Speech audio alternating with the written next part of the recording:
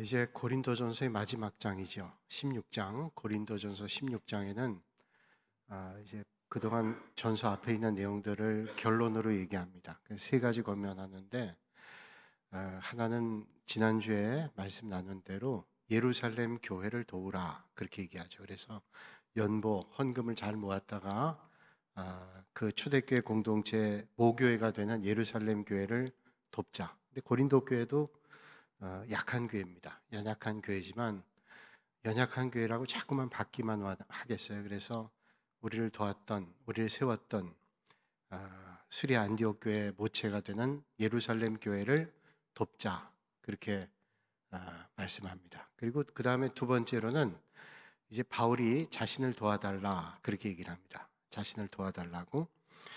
자, 우리가 알고 있는 대로 사도 바울은 자비량 선교를 했던 사람입니다. 그는 천막을 만드는 일을 했죠. 그래서 천막을 만들면서 전도했어요. 다른 사람에게 폐를 끼치지 않으려고 그런 사역을 감당했습니다. 그런데 고린도전서 말미에 바울이 자기를 좀 도와달라고 얘기합니다. 데살로니가후서 3장 8절에 그가 그 전에 도움받지 않고 사역했던 것들에 대한 말씀을 합니다. 누구에게서든지 음식을 값없이 먹지 않고 오직 수고하고 애써 죄하러 일함은 너희 아무에게도 폐를 끼치지 아니하려 함이니 그렇게 말씀해요. 그러니까 바울이 그전에는 사역하면서 자비량을 하는 겁니다. 그래서 어디서 선교 도움 받거나 그렇지 않고 자기가 벌면서 했어요. 좋은 점도 있고 안 좋은 점도 있습니다. 바울은 지금 자비량 선교를 했는데 지금 고린도전서 말미에 와서는 날 좀 도와달라 그렇게 얘기를 합니다. 여러분 그렇죠. 우리가 사역할 때 어떤 때는 성도들의 도움이 꼭 필요할 때가 있습니다. 가령 옥중에 있는 바울에게 도움을 줬던 교회 성도들이 있죠. 빌립보 교회 성도들이 그랬던 사람들이고, 또 갈라디아 교회 성도들은 바울이 안질 때문에, 눈 때문에 고생을 많이 했습니다. 그래서 갈라디아 교회 성도들이 얼마나 안쓰럽게 생각했는지 차라리 내 눈을 뽑아서라도 바울의 눈을 밝게 했다면 그렇게 생각했어요. 그래서 제가 성경을 공부할 때는 갈라디아 교인들은 자기들의 눈을 갈라서라도 바울을 그렇게 도와주고 싶은 그런 마음을 가졌구나. 그러니까 그렇게 옥중에 있는 바울, 또 안질 때문에 고생했던 바울을 돕고자 하는 사람도 있었고, 또 그럴 때 그런 도움은 참 큰 도움이 되죠. 또 그런데 그렇게 도우면서 좋은 점은 성도들이 그렇게 도우면서 협력하면서 좋은 점이 있어요. 신앙이 성장합니다. 그러니까 내가 좀 힘들지만 남을 돕고 선교하고 이러면서 우리의 신앙이 자랍니다. 그게 좋은 점이에요. 그래서 바울에게도 협력이 되고 그렇게 하면서 내 믿음이 성장하게 되는 거죠. 오늘 그래서 바울은 마지막에 고린도 교회, 예루살렘 교회에 헌금할 뿐만 아니라 나의 사역을 좀 도와달라 그렇게 말씀합니다. 빌립보서 4장 10절로 14절까지의 말씀에 이렇게 말씀하죠. 내가 주 안에서 크게 기뻐함은 너희가 나를 생각하던 것이 이제 다시 싹이 남이니 너희가 또한 이를 위하여 생각은 하였으나 기회가 없었느니라. 내가 궁핍함으로 말하는 것이 아니니라. 어떠한 형편에든지 나는 자족하기를 배웠노라. 나는 비천에 처할 줄도 알고 풍부에 처할 줄도 알아. 모든 일, 곧 배부름과 배고픔과 풍부와 궁핍에도 처할 줄 아는 일체의 비결을 배웠노라. 그러니까 바울은 사역하면서 어렵든지 힘들든지, 어려우면 어려운 대로, 힘들면 힘든 대로, 넉넉하면 넉넉한 대로 그렇게 사는 걸 배웠다는 거예요. 마지막 두 절이 중요합니다. 그렇게 하면서 난 비천에 처하든 궁핍함에 있든 넉넉함에 있든 그 문제가 아닌데, 그러면서 하는 말씀이 내게 능력 주시는 자 안에서 내가 모든 것을 할 수 있느니라. 내 실력을 하는 게 아니라 내게 능력 주시는 자 안에서 모든 걸 할 수 있어요. 자, 그러나 너희가 내 괴로움에 함께 참여하였으니 잘하여도다. 이게 상반되는 거예요. 자, 나는 궁핍도 빈곤, 비천에도 다 처할 줄 알아요. 그런데 나는 능력 주시는 자 안에서 모든 걸 할 수 있어요. 그러나 너희들이 내 괴로움에 함께 참여했던 건 참 좋은 일이다. 자, 나는 하나님께서 하시게 하기 때문에 나는 빈하든 넉넉하든 다 할 수 있어요. 그런데 내 능력으로 하는 게 아니라 하나님의 능력으로. 그런데 그런 일들을 함께 동역해서 도와주었다는 건 참 잘한 일이다. 좋은 일이다. 그렇게 말씀하고 있는 거예요. 여러분, 하나님의 도움으로 사역자들은 무엇이나 할 수 있습니다. 여러분, 하나님의 종들은 하나님이 하게 하시죠. 물론 사람을 통해서 하기도 하고 하나님께서 어떤 일들을 역사해서 하나님의 일들을 감당하기도 합니다. 그런데 우리가 그런 하나님의 일에 내가 동참할 수 있다는 것은 나에게 얼마나 복인지를 몰라요. 그러니까 아이고, 내가 왜 이렇게 힘든 일을 내가 해야 되지? 그렇게 생각할 게 아니라 아이고, 이런 일을 내가 할 수 있다는 게 참 고맙고 감사한 일이다. 언젠가 어떤 분이 그런 얘기를 하더라고요. 난 교회를 가는 데마다 교회가 건축을 해가지고 내가 헌금하느라고 힘들었다고. 근데 그걸 조금 바꿈 생각하면, 야, 나는 가는 데마다 헌금하는 건축하는 교회 가서 헌금할 수 있으니 얼마나 감사한지 그렇게 생각하면 되잖아요. 나는 가는 데마다 왜 교회가 자꾸 건축해서 나에게 부담을 주고 힘들게 하지? 그런 생각이 아니라, 아유, 그래도 내가 교회 건축하는 교회 가서 이렇게 건축에 협력하고 또 이렇게 하게 되니까 감사한 일이구나. 내가 안 하고도 할 수 있는데 이런 기회가 된다면 조금 부담은 되고 힘들어도 할 수 있으니 참 감사하다. 이렇게 생각하면 그 은혜가 되잖아요. 말씀 준비하면서 그때 일 떠올랐습니다. 저한테는 아주 참 고마웠던 기억이고 감사했던, 그리고 저도 배웠던 그런 기억이 있는데요. 제가 이제 신학대학원 다닐 때 연예인교회, 서울의 연예인교회라고 지금 이제 예능교회로 이름 바뀌었는데 연예인들이 시작한 교회죠. 그래서 하영조 목사님, 그다음 구봉석, 각규석 이 세 사람이 성경 공부하다가 교회가 세워졌습니다. 평창동에 북악터널 바로 아래쪽에 교회가 있었는데 이제 제가 떠날 때 교회 옮겨서 새로 졌어요. 그런데 그 연예인교회 교육전도사를 할 때 재직회에서 저에 대한 얘기가 있었던 것 같아요. 저는 그때 교육전도사라 재직에 참석 안 했어요. 나중에 거기 참석했던 목사님께 제가 전해 들었어요.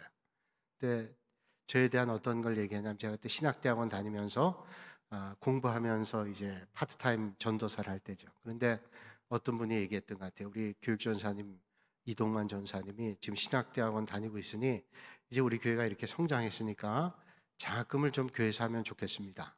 근데 그 전까지는 전사님들 한 번도 안 했던 것 같아요. 그때 지금은 이제 신학대학원 다니면 교회마다 많이 도와주고 학교에서도 장학금을 많이 유치해서 도왔는데 그때만 해도 모두가 어려울 때니까 그런 게 많지 않았을 때입니다. 한 30년 전 얘기니까요. 자, 그런데 이제 어떤 분이 그렇게 얘기를 한 거예요. 한 번도 겪어보지 않은 일이니까 사람들이 그럽시다 하는 사람도 있고, 뭐 우리가 그렇게까지 뭐 이렇게 생각하고 그랬던 것 같아요. 그래서 그 얘기가 참 불편한 얘기잖아요. 근데 제가 없었으니까 몰랐는데 그때 어떤 집사님이 일어나서 이런 발언을 하셨대요. 여러분, 우리가 신앙생활 하면서 주님의 종은 주님께서 먹이시고 입히시잖아요. 그러니까 이동만 전사님은 우리가 학비를 안 해줘도 주님의 종이니까 하나님께서 다 해결해 주시고 공부하게 해주실 겁니다. 틀림없습니다. 그런데 우리가 그 일에 협력할 수 있다면 그 우리가 은혜잖아요. 우리 교회가 그런 일을 할 수 있다면 참 복된 일이잖아요. 그러니까 우리가 그렇게 도우십시다. 그렇게 얘기했대요. 그 얘기를 들으니까 그 얘기가 맞잖아요. 그렇죠? 누구라도 하나님께서 세워주신 주님의 종이라면 공부하게 하고 입혀주고 먹여주고 다 할 텐데 그 일에 우리가 쓰임받는다면 참 그 귀한 일 아닙니까? 그 얘기를 해요. 그래서 사람들이 맞아, 그렇겠네. 우리가 그러면 그렇게 하면 참 좋은 일이네. 그래가지고 학비를 도와주는 계기가 됐어요. 제가 참 그 얘기를 나중에 전해 듣고 참 감사하다, 고맙다. 근데 그분이 누군지는 지금 기억이 잘 안 나요. 하여튼 전해 들었는데 참 감사하다 하는 그런 생각을 해보고 저도 그런 생각했어요. 맞아, 우리가 그런 자리에 있다면 그럴 수 있는 게 참 감사한 일이구나. 그게 저도 배운 거예요. 그러니까 우리가 좋은 거를 자꾸 보고 배워야지, 나쁜 걸 보면 나쁜 거 배우잖아요. 좋은 걸 보면 또 좋은 걸 배워요. 그렇게 하는 게 믿음 생활이구나. 그렇게 생각했어요. 그러니까 여러분, 우리가 쓰임 받을 수 있으면 복이죠. 누군가 섬길 수 있으면 그게 복입니다. 그거 안 했던 건데 뭘 해? 그게 아니라 우리는 섬김의 자리에 있는 거예요. 우리는 일반 공동체가 아니잖아요. 우리 교회 선교단, 우리가 뭐 성경 공부가 있고 무슨 모임이 있잖아요. 근데 우리가 섬기려고 다 모이는 거죠. 교회는 뭐 친교하는 공동체가 아닙니다. 교회가 친교하는 것도 있지만 친교가 우리 목적이 아니에요. 교회는 예배드리고 선교하고 훈련받고 복음 전하는 공동체입니다. 그걸 잘하기 위해서 윤활제를 쓰는 것이 친교지요. 그러다 보면 또 봉사하는 사람들이 필요하기 때문에 봉사하는 거죠. 그래서 교회에서 5가지 중요한 게 있는데 예배, 선교, 훈련, 봉사, 섬김, 친교. 그죠? 봉사와 섬김 같은 얘기고 친교. 이 5가지가 중요한데 거기서 제일 중요한 거라고 얘기하면 예배 선교입니다. 예배 선교하기 위해서 훈련 받아야 되는 거예요. 그러니까 훈련을 다른 말로 교육이라고 할 수 있어요. 예배, 선교, 교육, 훈련, 그 다음에 봉사, 섬김, 친교입니다. 근데 잘못 생각하는 사람들은 교회를 친교하는 단체로 알아요. 그래서 회비 모아가지고 친교한다. 근데 교회는 여러분 아시죠? 회비 모아가지고 사적으로 모이면 안 됩니다. 사조직, 남녀 선교회나 성경 공부나 훈련이나 그런 교회가 인정하는 조직을 가져야지 몇 사람들이 모여서 회비 내고 이러면 그건 사조직이 되는 거예요. 그건 교회에 별로 좋은 영향이 안 돼요. 근데 옛날에 하나회처럼 그러다 보면 힘이 생기면 어떻게 해요? 교회에다 요구하기 시작하면 이것도 해주고 저것도 해주고 누가 장로 나오면 뽑아주고 이렇게 되면 교회가 건강하지 않아요. 교회는 오직 선교하고 전도하고 예배드리고 봉사하는 일을 중심으로 하는 거죠. 그래서 오늘 바울이 그걸 칭찬합니다. 빌립보 교회 아까 칭찬했잖아요. 모든 것이 내 능력이 아니라 하나님의 능력으로 할 수 있어요. 그러나 내 괴로움에 함께 참여했으니 참 잘했다. 그렇게 말씀하잖아요. 자, 그래서 빌립보 4장 14절에 너희가 내 괴로움에 함께 참여했으니 잘했도다. 빌립보 교회 성도들은 이제 어린 믿음이 아니라 빌립보 교회가 그렇게 할 수 있었던 것은 믿음이 성장했기 때문에. 어린이는 뭐예요? 누구의 도움이 필요하고 손길이 필요하고 도와주길 바라고 그렇게 하잖아요. 근데 우리의 믿음도 어릴 때는 도움이 필요합니다. 이것도 저것도 도움 필요하고 자꾸 뭘 하고. 근데 우리의 믿음이 성장하면요, 우리가 도움을 줘야죠.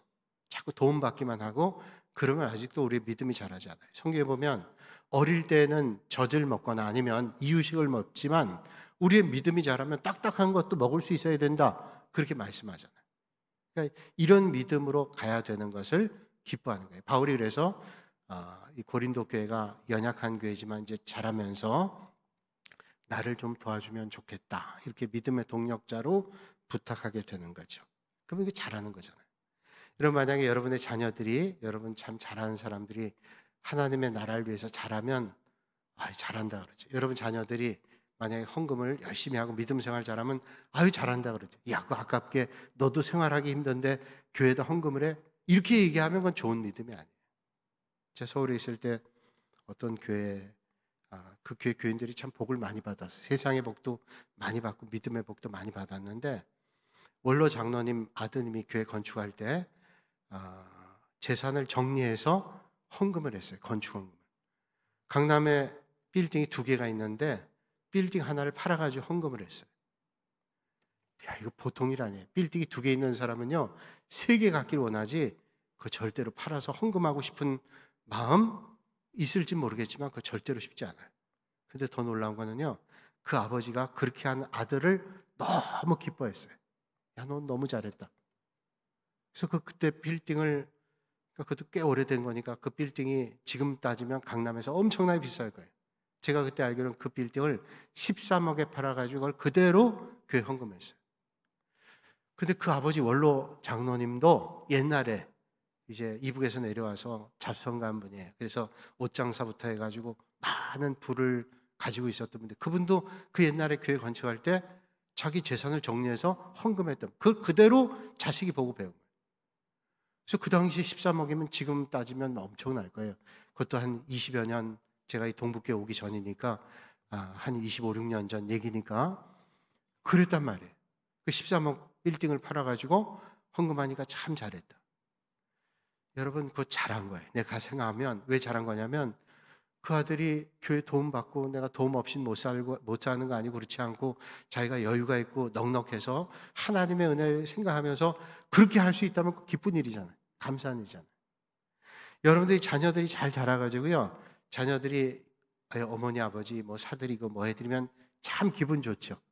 기분 좋아요. 그 왜 좋은가 하면 자녀들이 뭘 해줘서 기분 좋은 게 아니라 아이고 얘들이 반듯하게 자라서 이렇게 할 수 있으니까 참 고맙구나.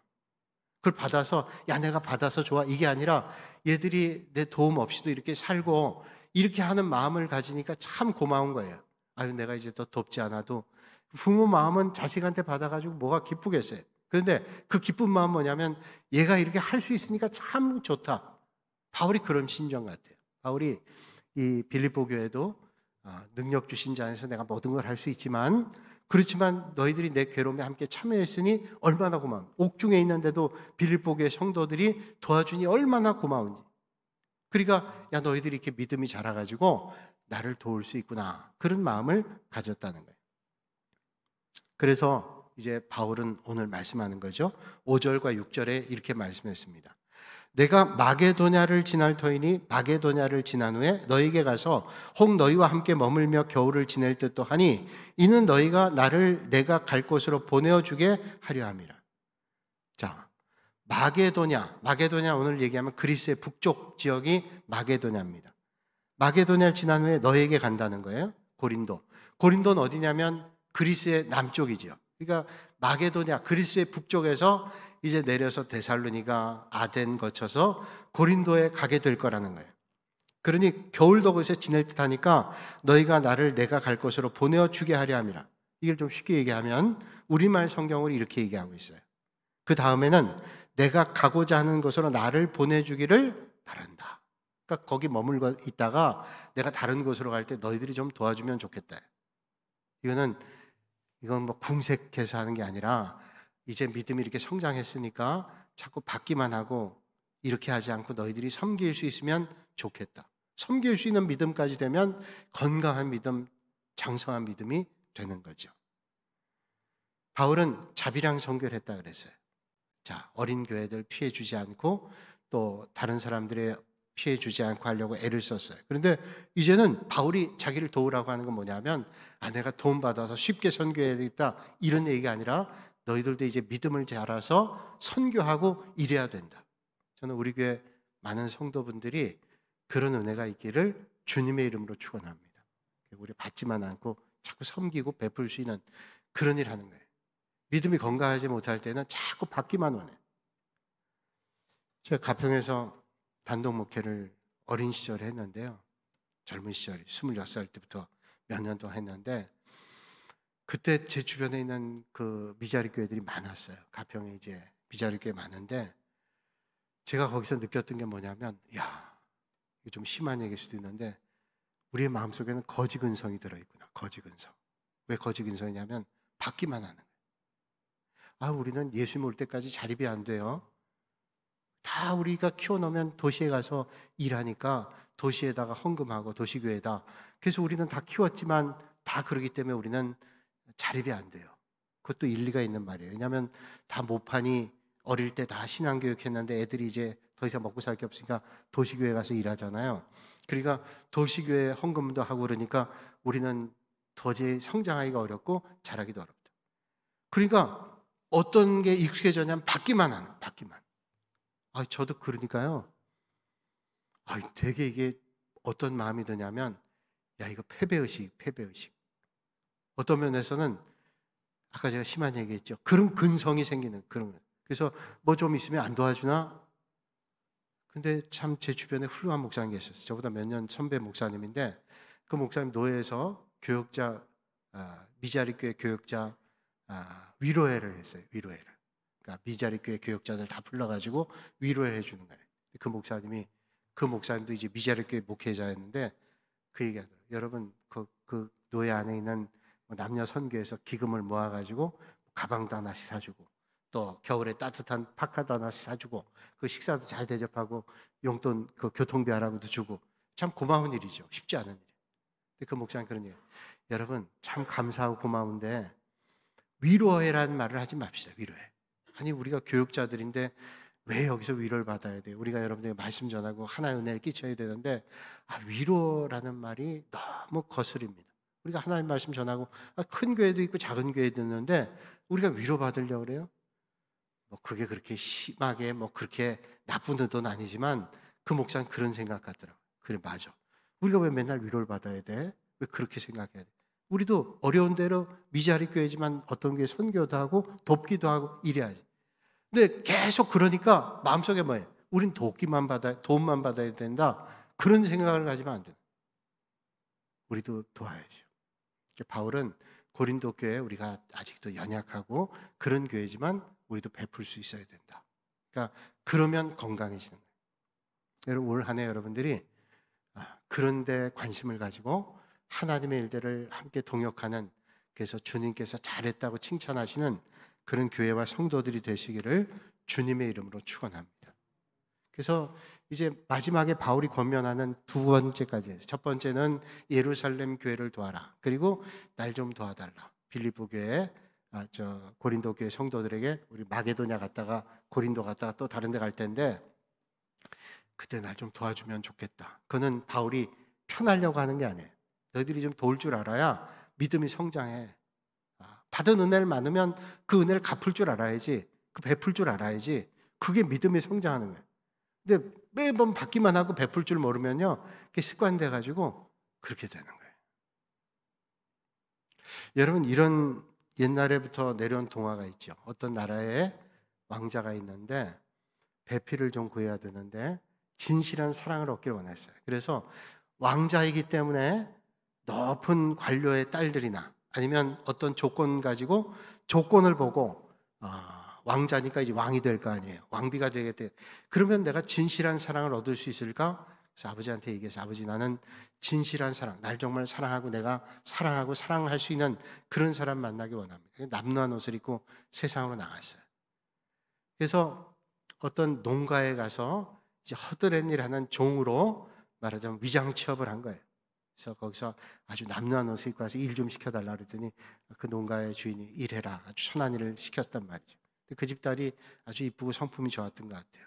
그래서 그 집에서 일하면서 그 집의 딸을 눈여겨본 거예요. 눈여겨보고서 사랑하게 된 거예요.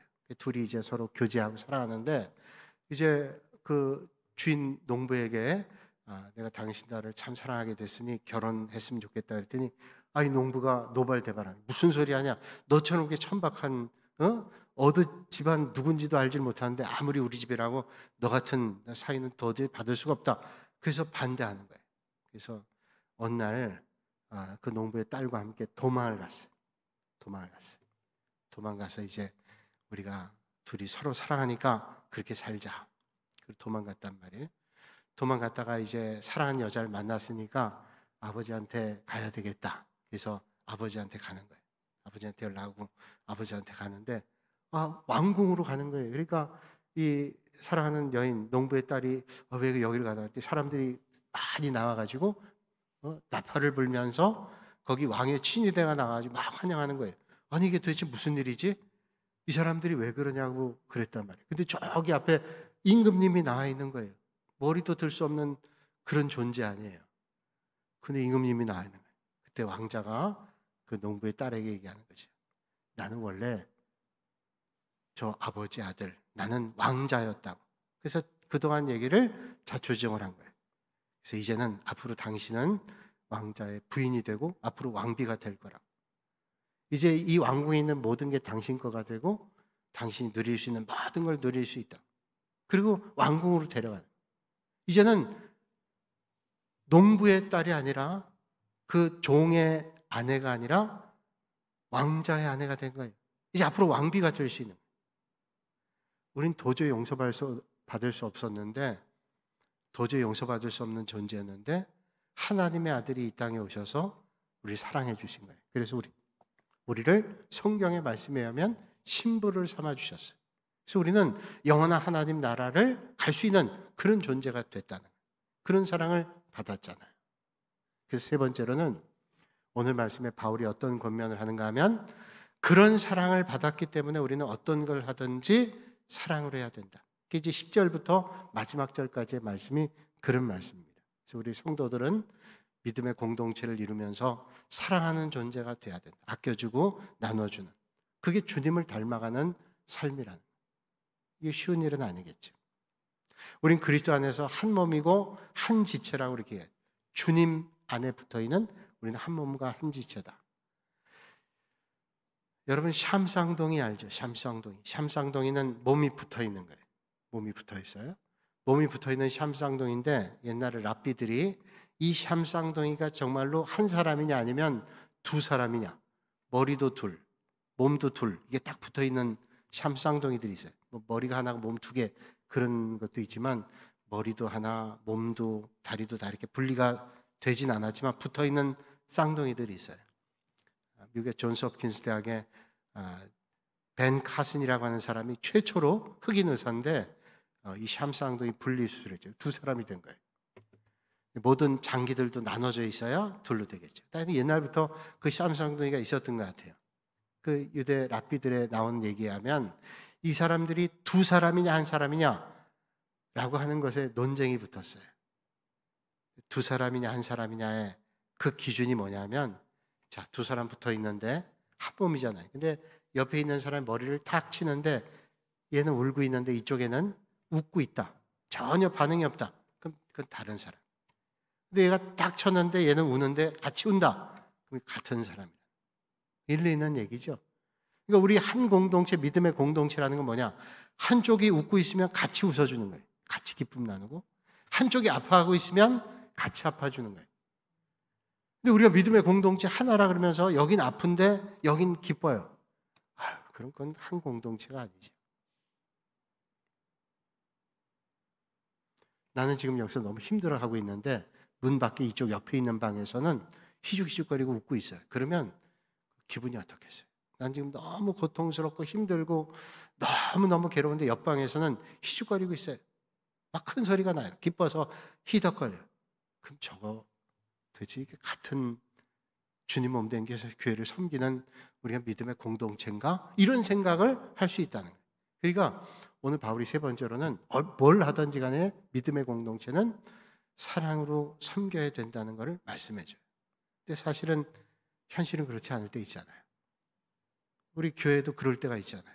한쪽은 아픔을 외면해요. 또 어떤 쪽에서는 뭐 나일도 아닌데 이게 참 쉽지가 않은 거예요. 자, 고린도 교회가 문제가 많았던 교회죠. 오늘 세 사람이 등장하는데 세 사람이 바울을 찾아옵니다. 사도 바울은 고린도 교회를 섬기면서 마음이 편치 않았어요. 왜냐하면 고린도 교회를 시작하면서부터 파당 문제 때문에 많은 문제들이 있었어요. 고린도전서에 보면 파당 문제가 있었고 도덕적인 문제가 있었고 우상의 제물을 먹어야 되냐 말아야 되냐 하는 문제도 있었고 여성의 의상, 뭐 머리 수건 쓰는 문제 이런 문제도 있었고 성찬 문제도 있었고 성령의 은사 문제도 있었고 부활 문제, 헌금 문제 이런 문제들이 많았어요. 그래서 사사건건 교인들 간의 갈등이 많았어요. 그래서 신학자들은 말하기를 고린도 교회는 세상 교회 전형이다. 모든 문제들을 다 가지고 있었어요. 그러니까 오늘 교회가 있는 문제들, 많은 문제들을 고린도 교회가 다 가지고 있었다는 거예요.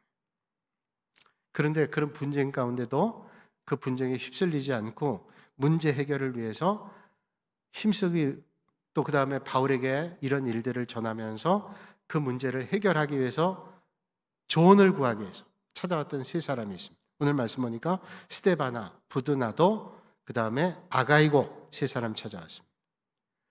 이 바울이 이 사람들을 만나면서 참 위로가 됐어요. 그런 어려운 중에도 휩쓸리지 않고 믿음이 견고하게 된 세 사람을 보면서 위로를 받았어요. 여러분 힘들고 어려운 중에도요 그렇게 믿음이 흔들리지 않고 있는 사람들 보면 교역자로서도 참 고맙습니다. 그런 여러 가지 어려움 가운데도 흔들리지 않는구나. 그래도 이 사람들은 참 믿음이 잘 성장해서 너무 고맙다. 이런 마음을 가졌어요. 그러면서 오늘 17절에 말씀하죠. 하반절에 그들이 너희의 부족한 것을 채웠습니다. 자, 부족한 걸 채웠대요. 여러분 우리가 살면서 부족한 거 있잖아요. 부족한 거 없는 사람이 어디 있어요? 다 뭐 이게 부족할 수도 있고 저게 부족할 수도 있어요. 근데 그 부족한 점들을 채워줬어요. 만약에 누군가 부족한 걸 채워준다면 얼마나 좋아요. 부족한 걸 채워준. 남의 약점을 들춰내거나 내 부족함을 무시하지 않고 감싸주고 도와준다면 아마 큰 힘이 될 거예요. 내가 부족한데 누군가 나의 부족함을 감싸주고 위로해주고 넌 잘하고 있어. 그래. 내가 너 연약한 점을 도와줄게. 그러면 참 행복할 거예요. 근데 우리는 아껴주고 사랑한다 그러면서도 그 부족한 점을 채우려고 하지 않고 사실은 부족한 점을 힐난하거나 아니면 그걸 끄집어내면 얼마나 고통스러워요. 그러니까 우리가 좋은 공동체, 좋은 관계를 맺기 위해서는 부족한 점을 자꾸 들춰내는 게 아니라 그 사람들의 약점들을 감싸주고 그래도 너 이런 점이 좋아. 세상에 완벽한 사람은 어디 있어요? 교회가 문제가 있는 건 뭐냐면 완벽해서가 아니라 교회가 문제가 있는 건 뭐예요? 다 부족한 사람들이 모여있기 때문에 그런 거잖아요. 그래서 서로 격려해주고 도와줘야 되는 게 참 필요해요. 그러니까 뭐 같은 말을 해도 단점이 있죠. 그 단점을 좋은 말로 해야 이게 고쳐지지 나쁜 말로 하면 고쳐지나요? 여러분, 어머니 아버지가 자녀를 제일 사랑하잖아요. 제가 상담학책을 보니까 어머니 아버지가 자녀를 제일 사랑하는데 자녀들은 엄마 아빠 말을 잘 안 듣는데요. 자녀를 위해서 가장 생각하고 기도하는 사람이 누구예요? 엄마 아빠잖아요. 근데 자녀들은 엄마 아빠 말 안 듣고 친구들 말 듣는데요. 친구들 말이 맞는 것도 있지만 틀린 것도 많을 텐데 엄마 아빠가 사랑하는데 그 말 안 듣는데. 왜냐하면 태도가 안 좋아서.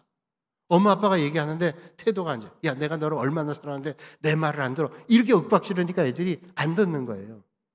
아, 그렇겠다. 제가 상담할 때 보면서 맞아. 아무리 좋은 말이라도 들려지게 이게 해야 듣는 거구나. 그러니까 엄마 아빠가 사랑한다면서 얘기하는데 그게 안 들려가지고 다른 얘기를 듣고 애들이 잘못될 때가 많아요. 그러니까 여러분, 정말 사랑한다면 좋은 태도를 가지고 얘기한다는 게 배워야 되는 거죠. 그러니까 배우기도 하지만 그렇게 실천해야 되는데 그렇지 못해요. 제가 언젠가 뭔가 유튜브에서 봤나요?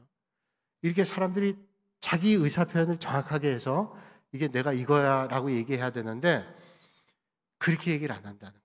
그래가지고 오히려 오해를 하게 한다는 거예요. 내가 이렇게 얘기를 해야 되는데 반대를 얘기하는 거예요. 기분 나빠가지고.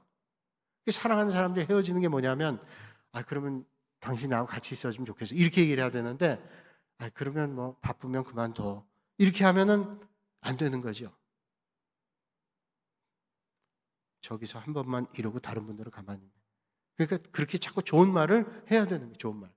진짜 내 있는 마음을 해야 되는데 내 생각과 다른 얘기를 해가지고 사실은 관계가 깨진다. 자, 오늘 이 세 사람이 와서 바울에게 큰 도움이 됐어요. 바울에게 부족한 그게 뭐였냐면 사실은 이 고린도 교회 성도들에 대한 관심 많이 가지고 그리웠어요. 그런데 이 세 사람이 와서 그 그리움이 보충됐어요. 또 물질의 연약함들도 보충이 됐어요. 그래서 얼마나 좋았는가 하면 오늘 18절에 보니까 바울의 마음이 시원해졌어요. 시원해졌어요. 그들이 나와 너희 마음을 시원하게 하였으니. 시원하게 됐다는 건 뭐예요? 답답한 게 풀어졌다는 거예요. 답답한 마음이 풀어졌어요. 그냥 속이 확 막혀 있었는데 이 사람들을 보면서 마음이 시원하게 풀어졌어요. 격려를 받고 용기를 얻게 되고 마음에 힘을 얻었다는 거예요. 바울이 복음 전하면서 힘들고 어려운 일을 하지만 그 일에 누가 위로해 주기는커녕 자기가 자비랑 하면서 어떤 데 힘들기도 했겠죠. 내 마음을 알아주나? 그런 마음도 누가 도대체 나를 이 힘겨운 자리에서 나를 알아주나? 근데 이렇게 할 필요가 있을까? 또 바울도 사람이잖아요. 그런 마음도 들었겠죠. 여러분, 사람 누구나 다 피곤할 때가 있고 어려울 때도 있고 바울도 마찬가지였을 거예요. 지칠 때도 있고 낙심할 때도 있고. 그럴 때 힘을 내라. 잘하고 있다고. 지금은 보이지 않지만 얼마 안 있어 좋은 열매를 맺을 거라. 그러면 격려가 돼요. 근데 믿음의 공동체 안에도 다 그렇진 않아요. 어떤 때는 맥을 뺍니다. 맥을 빼요. 힘겹게 하는 거예요. 도대체 하는 게 뭐가 있어요? 이러고 낙심하게 하는 거예요. 오늘 말씀 준비하다가 불현도 떠올라서 오늘 새벽에 제가 얘기할까 하다가 또 기회가 안 되고 그래서 이제 불현듯 그런 생각이 떠올랐어요. 예전에 몇 년 전에 제가 그 문자를 확인해 보니까 2019년 6월 14일 날 제가 받았던 문자예요. 2019년 6월 14일. 혹시 2019년 6월 14일에 카톡 말고 저한테 문자 보낸 분. 그분이 저한테 이렇게 보냈어요. 목사님 안녕하세요. 목사님께 처음으로 문자를 드립니다. 교회에서 듣자니 목사님이 다른 교회, 우리 교회보다 더 나은 데서 모시려고 한다고 하더라고요. 얼마나 교회로서는 좋은 일이라고 저는 생각합니다. 그러니까 목사님도 교회를 위해서 본인 자신을 위해서 명예롭고 당당하고 멋있게 그렇게 떠나주는 게 낫다고 봅니다. 뉘앙스가 좀 이상하죠? 목사님이 평생 동북교회에 계실 것도 아니잖아요. 이럴 때 가신다면 하나님도 기뻐하실 것 같고 우리 교회로도 참 좋다고 저는 생각합니다. 다 다른 목사님들은 갈 데가 없다고 하는데 목사님은 하나님께 사랑하셔서 우리 교회보다 더 좋은 데서 모시려고 하니 얼마나 좋은 일이겠어요. 가시면 목사님도 얼마나 자존심 세워지겠어요. 자존심 많이 깎였거든요. 저를 얼마나 생각하는지 자존심도 세워지겠어요. 목사님 잘 한번 우리 교회를 돌아봐 주시고 목사님 잘 결정해 주세요. 요즘 뭐냐 떠나라는 거예요. 자존심 세워가며 거기서 목사님 큰 교회에서 불렀으니까 가서 하라는 거예요. 아, 내가 결정하기가 편했어요. 아, 내가 가면 안 되겠구나. 아, 그 문자를 받는 순간 아, 이 가면 큰일 나겠구나. 내가 이러면 야, 좋은 교회가 날 불러가지고 나를 금방 가는구나. 야, 저 목사는 싹군이구나. 아, 내가 적어도 온전하지도 않고 부족한 게 많은데 내가 목사 돈 벌려고 한 것도 아니고 내가 목사 갈 때 명예 얻으려고 한 것도 아니고 주님께서 맡겨주신 일을 하려고 하는데 내가 이렇게 해서 가버리면 야, 목사가 좋은 데 자리 나서 훌쩍 떠났구나. 아니, 주님 앞에 가면 내가 좋은 데 찾아갔다 왔어요. 뭘 할 얘기가 있어요. 이 결정이 단순해졌어요. 아, 그럼 나는 여기서 끝까지 있어야 되는 거예요. 아멘도 안 하시네. 여기 조금 같은 뉘앙스를 가진 분들이 좀 있는 것 같아요. 그래서 제가 아, 그래, 나는 뭐 어디 가서든 최선을 다하면 되는 거지. 아니, 그 큰 교회는 뭐 처음부터 컸나 우리 교회가 그보다 더 커지면 되지. 뭘 걱정해 이건. 그런 생각이 들더라고요. 만약에 그렇게 되면 어떻게 되겠어요? 저는 옛날에 들은 설교에서 이런 말씀이 떠올라요. 임택진 목사님하고 청량리 중앙교회 목회하셨던 목사님인데 그 목사님이 한 5, 600명 되는 교회, 청량리 중앙교회가 그런 교회인데 소위 말하는 10,000명이 넘는 대형 교회에서 이 목사님을 청빙하려고 불렀어요. 그러니까 그걸 알고 그 교회 장로님들이 목사님을 모셔서 식사 대접하고 그랬대요. 목사님, 우리가 목사님께 사례를 2배로 드리겠습니다. 그리고 목사님, 그동안 서운한 게 있다면 우리가 잘해드릴게요. 양복도 마치고 갑시다. 그러고 하더래요. 근데 이 목사님이 이런 말씀했대요. 여러분, 저는 우시장의 소가 아닙니다. 우시장의 소. 우시장의 소는 그 살이 얼마나 무게가 되는지 육질이 얼마나 좋은지 이걸로 소값을 매기지만 내가 소처럼 내가 얼마를 더 준다고 내가 가요? 그 우시장의 소하고 똑같죠. 적어도 내가 사명으로 하나님 불러주신 소명으로 하는데 내가 그것 따라가면 세상에 돈 더 받겠다고 여기 옮기고 저기 옮기고 그런 거하고 뭐가 달라요? 그런 말씀 제가 오래전에 신학교 다닐 때 들었거든요. 그래, 이건 아니지. 여러분, 우리가 사역을 할 때 어떤 때는 사람을 자기 수준으로 평가할 때가 있어요. 그게 얼마나 맥빠지게. 그런데 우리 교회는 또 그렇지 않은 많은 분들이 있잖아요. 누군가는 아유, 목사님 그러면서 격려하고 그런 분들이 얼마나 많아요. 그 제가 목회하면서 느끼는 건데요. 힘 빼는 사람도 있어요. 근데 힘 빼는 사람 볼 거 없어요. 사실은 훨씬 많은 사람들이 격려해요. 저는 눈이 오는데도 새벽에 오고 눈이 오는데도 이 추운 날 와서 예배드리고 열심히 죄정을 위해서 기도하고 섬기시는 여러분들을 생각해 보면 참 저는 목회할수록 목회자보다 훌륭한 교인들이 참 많으시다. 전 진심으로 요즘에 생각하는 참 훌륭하신 분들이 많구나. 그렇다고 여러분 너무 뻐기지 마세요. 참 훌륭한 분이 정말로 많다. 제가 목회를 할수록 철이 들면서 그런 생각 많이 해요. 아유, 비가 오나 눈이 오나 그 힘든데 기다려가면서 차를 타고 오셔서 또 멀리서 걸어오셔서 훌륭한 거예요. 그런 분들이 얼마나 격려가 되는지 몰라요. 여러분, 우리가 한 공동체로 서로 사랑해야 될 이유가 뭐냐면 우리가 믿음의 선한 싸움을 싸워가잖아요. 서로 격려하면서 힘써야 되죠. 영국에 유명한 수상이 있습니다. 처칠이라는 사람이 있죠. 그래서 후배가 국회에서 발언할 때 벌벌 떨더래요. 그래서 처칠이 거기다가 몇 개 글자를 써서 그 사람에게 이렇게 사람을 시켜서 그 연설대에 올려놨대요. 우리가 잘 알고 있는 얘기예요. Never give up 하는 거예요. Never give up. 절대로 give up은 포기란 말이잖아요. Never, 절대로 포기하지 마라. 3번 썼어요. Never give up. Never give up. 절대로 포기하지 마라. 그러니까 네가 지금 두렵고 떨려도 낙심하지 말고 힘을 내서 해라. 그 사람이 연설을 끝까지 잘 마쳤어요. 그리고 처칠에게 너무 고맙다고. 저는 언젠가 책을 볼 때 처칠이 참 연설 잘하고 얼마나 추진력이 결단력이 있어요. 아주 훌륭한 지도자죠. 근데 그 사람 주머니에 늘 넣어가지고 다니는 쪽지가 있대요. 그 사람 세상 떠난 다음에 도대체 이 사람이 주머니 속에 뭘 넣어가지고 다니나 사람들이 유품을 정리하는데 정말로 너덜너덜한 종이가 한 장 나오는데 거기에 누군가가 처칠에 대해서 격려하는 글을 써줬대요. 그거를 처칠이 주머니에 넣어가지고 다니면서 꺼내가지고 봤대요. 힘들 때마다 봤대요. 그게 격려가 되는 거예요. 여러분 어떤 사람도 그런 격려와 사랑으로 감당하는 거예요. 그래서 오늘 보면 16절에 말씀하죠. 이 같은 사람들과 또 함께 일하며 수고하는 모든 사람에게 순종하라. 자, 이런 사람과 함께 일하며 순종하라는 거예요. 그렇게 할 때 여러분 우리가 하나님의 일을 감당하죠. 시간 많이 갔으니까 제가 끝내진 않고요. 오늘 그냥 저 고린도서 16장까지 다 끝내야 될 것 같으니 마지막 제일 중요한 말씀만 드리고 끝낼게요. 오늘 가장 중요한 말씀이 14절 말씀이에요. 너희 모든 일을 사랑으로 행하라. 모든 일을 다 사랑으로 하라. 어떤 일을 해도 사랑하라. 섬기는 것도 사랑으로 해야 되고요. 가르치는 것도 사랑해야 되고요. 누군가에게 뭘 줄 때도 사랑으로 해야죠. 그런 마음으로 하지 않으면 그게 오히려 부작용될 때 있어요. 여러분 조선시대 선조왕 때 조선시대 선조왕 때 명이 누구예요? 허준이 서울 그 근처에 구리라고 있어요. 구리개, 옛날엔 구리개였는데 아주 기초적인 의학만 배우고 한약방을 했대요. 한약방을 하는데 어떤 노인이 하루는 와가지고 그 한약방에 앉아가지고 조금 있으면 나 손님이 올 것 같은데 여기 좀 앉아 있으면 되겠냐. 앉아 계시라고.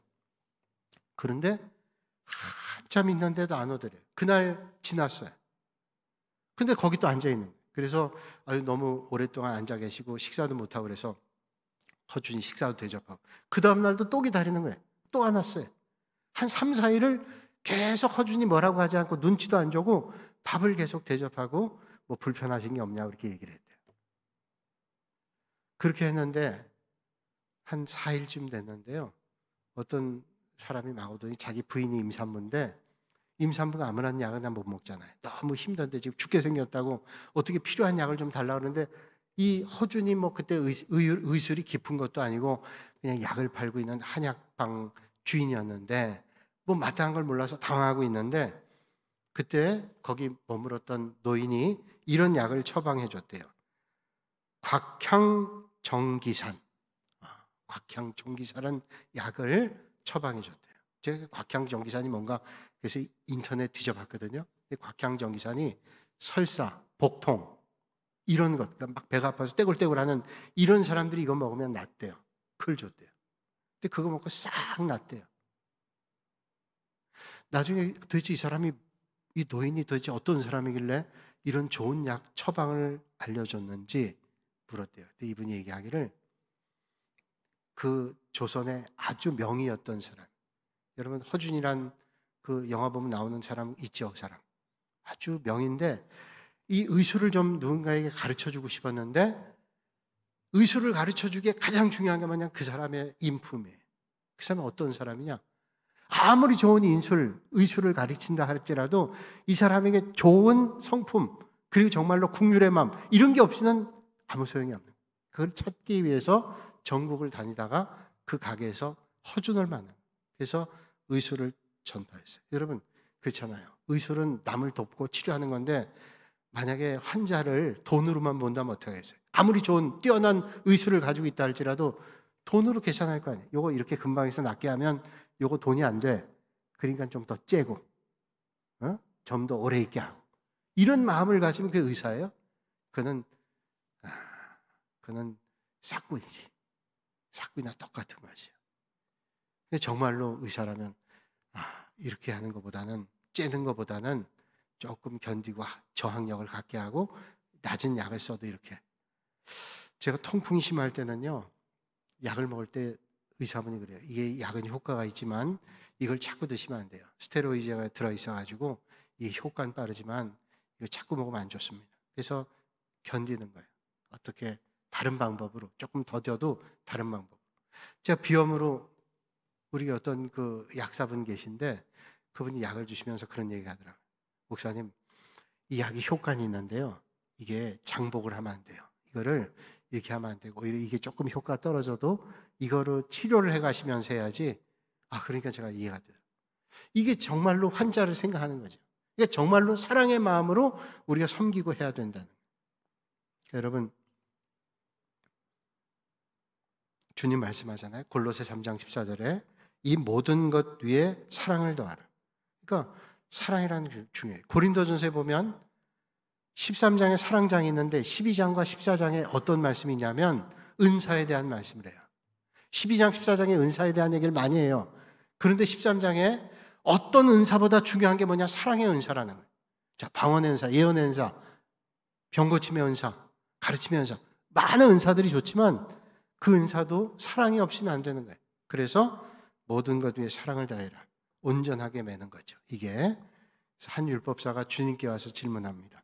율법 중에 어떤 것이 가장 큰 겁니까? 주님께서 말씀하죠. 마태복음 22장에 사랑이다. 그러면서 말씀합니다. 이 두 계명이 온 율법과 선지자의 강령이다. 이 계명이 율법과 선지자의 강령. 강령이란 말은 규범이다, 근본이다, 뿌리다 이런 말이에요. 사랑이 아주 중요하다는 거예요. 그렇다면 사랑이라는 게 뭘까요? 사랑은 상대방에 대한 사랑도 있어요. 근데 우리가 주님 몸된 생길 때 가장 중요한 건 상대방에 대한 사랑도 있어요. 정말로 중요한 것은 우리가 주님을 사랑해야 되는 거예요. 주님 사랑하는 거예요. 주님 사랑을 밑바탕으로 하는 사랑이 될 때 올바른 사랑이 돼야 돼요. 저는 그래서 제가 신학교 가서 설교할 때도 그 내용을 얘기했지만 허드슨 테일러가 중국의 내지 선교에 아주 큰일 했는데 그분이 후배 선교사들을 뽑을 때 이런 말씀했어요. 뽑을 때 중국 선교사 자기 후임을 뽑기 위해서 지원한 사람들이 물었어요. 당신들은 왜 중국 선교사 하려고 그러냐? 그때 어떤 사람이 중국이 변화돼요. 세상 변화됩니다. 또 어떤 사람은 중국 영혼을 제가 너무 사랑합니다. 그래서 중국 영혼 사랑하기 때문에 내 중국에 선교하려고 그럽니다. 다 좋은 말이죠. 근데 좋은 말이라 그러지 자기들이 딱 맞다는 얘기를 안 하는 거예요. 그래서 한 지원생이 물었다 그러죠. 그럼 선교사님은 왜 중국을 선교하게 됐습니까? 물었을 때 허드슨 테일러가 했던 얘기가 정말로 저는 딱 맞다고 생각해요. 나는 주님을 사랑해서. 나는 주님을 사랑해서 중국 선교하는데. 뻔한 얘기 같죠? 그럼 한번 이렇게 생각해 보세요. 내가 중국 영혼을 사랑하고 중국을 사랑하기 때문에 중국 선교사가 된다. 그러면 사람이 중국 싫어할 때도 있어요. 하다 보면 중국 사람들한테 배신당하고 속고 만약에 그 사람들에게 어려움 당하고 그러면 싫어질 거예요. 그럼 그만둘걸요? 그런데 그게 아니에요. 주님 사랑. 내가 그런 일 당해도 주님을 사랑하면 끝까지 할 수 있는 거예요. 여러분, 오늘 주님의 일을 감당할 때 주님 사랑하심으로 감당하실 수 있는 여러분들이 되시기를 주님의 이름으로 축복합니다. 내가 저 사람들 사랑하니까 내가 그것도 중요해요. 그런데 그러다 보면 그 사람들 배신당하고 뒤통수 맞고 뭐 보니까 날 앞에선 칭찬하는 것 같아 뒤에서 욕해요. 그러면 안 좋아질걸요. 그러면 그만두겠어요? 아니요. 그래 주님 사랑하는 거예요. 주님을 사랑하니 감당하는 거죠. 올 한 해 오늘 바울의 권면 우리를 도왔던 예루살렘 교회에 헌금하고 사역자를 돕고 그리고 뭐예요? 우리가 사랑으로 그 일을 감당하는 거예요. 올 한 해 그런 은혜가 저와 여러분들의 있기를 주님의 이름으로 축원합니다. 거룩하신 아버지 하나님, 오늘도 이 밤에 저희를 불러주시고 또 하나님께 예배드릴 수 있도록 은혜 주시니 감사를 드립니다. 우리가 주님을 사랑하는 마음으로 모든 사역을 감당하는 올 한 해가 되게 하시고 하나님 앞에 날로 달로 귀하게 쓰임받는 우리 모든 성도들 되게 하여 주옵소서. 예수님의 이름으로 기도하옵나이다. 아멘. 찬송가